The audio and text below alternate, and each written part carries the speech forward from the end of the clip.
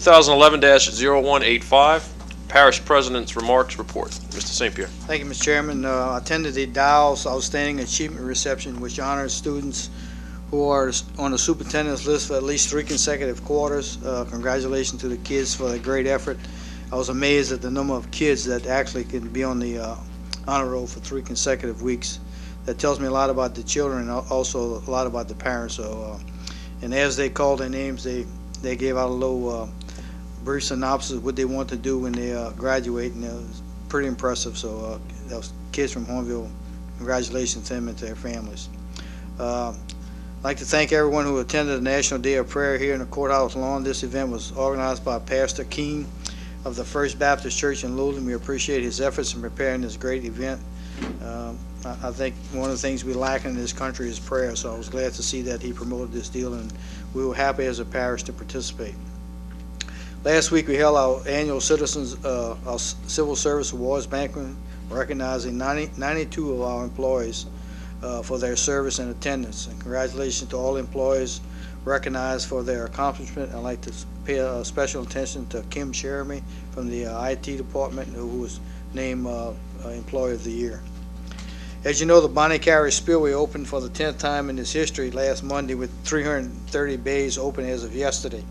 The parish has been updating residents on a constant basis throughout our CTY system about the river situation. Scott and his staff have been on conference calls continually 3 or 4 times a day with the Corps of Engineers.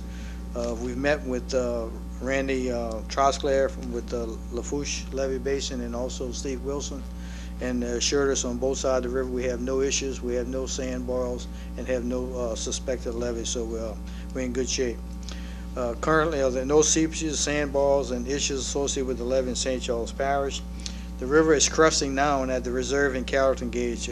East Bank Lane were closed Sunday, but they were getting so many complaints about it, DOT decided to open it back up this afternoon.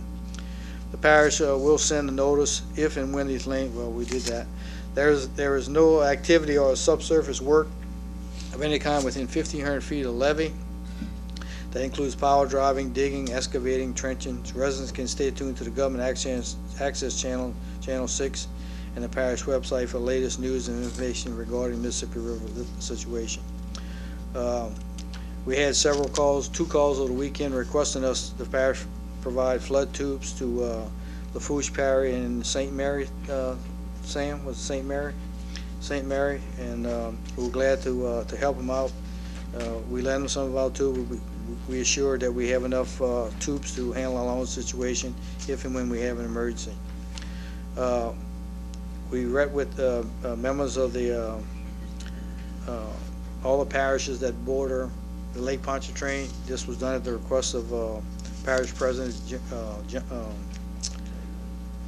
John Young in St. James Parish. And the reason we're doing this is because with the redistricting, all the parishes that border the lake is responsible for electing 34% of the state senators and 60% of 34% of the state representatives and 60% of the senators. So we feel that this could be a pretty important group, especially when they come into capital outlay, when we elect 60% of the senators. So we plan on making this a very active caucus, and I appreciate John calling that meeting. This coming Friday, as you know, we've been constant since we all got in office. We've been trying to get money from federal government to help us with our West Bank Hurricane Protection Levy. Congressman Rodney Alexander, who sits on the Appropriations Committee, is coming down along with Congressman Cassidy and Senator Vitter to actually view the area where the proposed site is.